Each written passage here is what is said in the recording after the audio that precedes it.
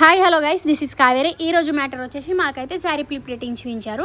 And అందులో కూడా మాకు విత్ ఐరనింగ్ వితౌట్ ఐరనింగ్ కూడా చూపించారు. విత్ ఐరనింగ్ ఎట్లుంటుంది, వితౌట్ ఐరన్ ఎట్లుంటుంది అనేది చూపించడం జరిగింది. కానీ చూడడానికి ఇంత ఈజీగా ఉంది, కానీ చేయడం మాత్రం అస్సలు ఈజీ కాదు. ఎందుకు ఇలా చెప్తున్నానో మీకు అర్థమైపోయి ఉండొచ్చు. మొత్తం ప్రిప్లేటింగ్ చేసుకున్న తర్వాత అయితే బాక్స్ ఫోల్డింగ్ చేసుకోవాలి. మెయిన్ అయితే ఫోల్డింగ్ కాడనే.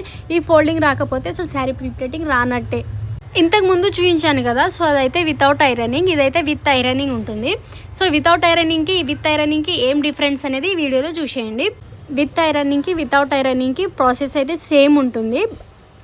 అండ్ అలానే మాకు ఈరోజు శారీ కట్టడం డిఫరెన్స్ కూడా చూపించారు.